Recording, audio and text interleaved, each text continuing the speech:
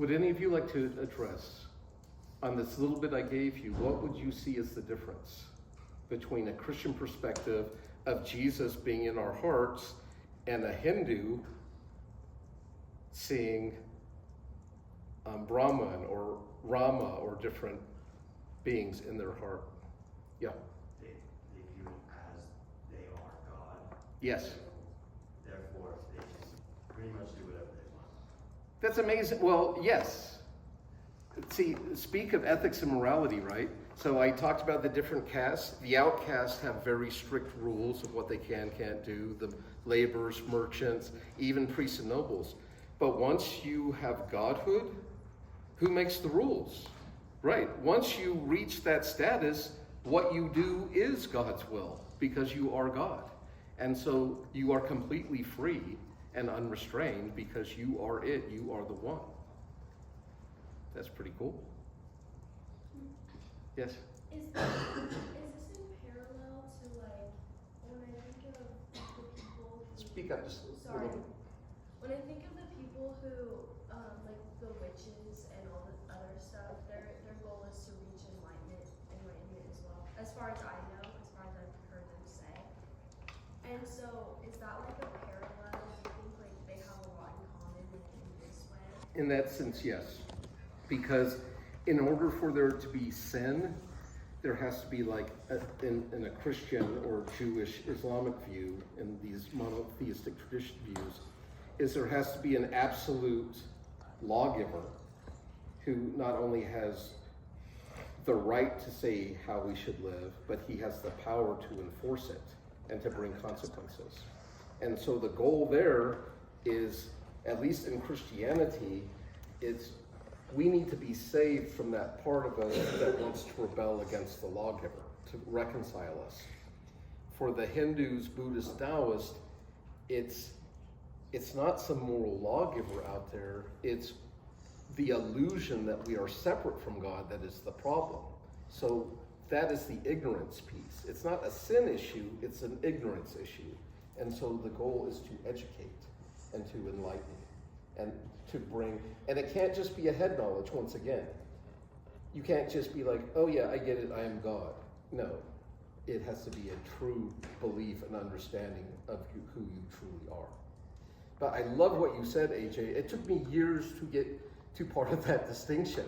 So it is true, even as a Christian, as I deconstruct and I pull back my roles and relationships, when I look inside, what I should see is Jesus. But you remember the John 17 illustration? Jesus is in me, but little old me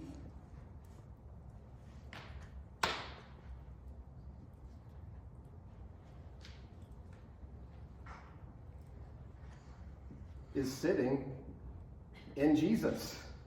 So we kind of have Fred, Jesus, and Jesus is in God.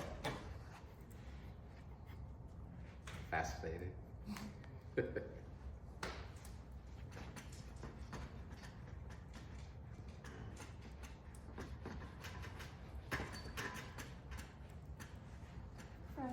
who was it that said that the caste system didn't matter? Siddhartha Gautama. Can you spell that? I'll try.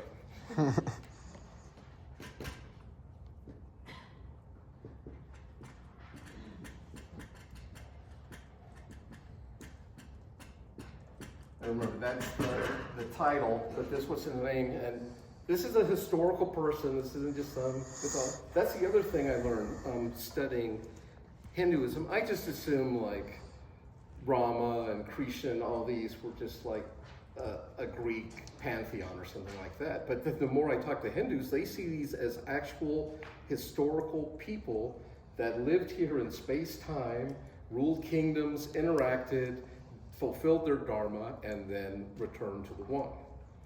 And Siddhartha Gautama, who is later known as Buddha, his kingdom was in northern India, and he lived about 500 BC.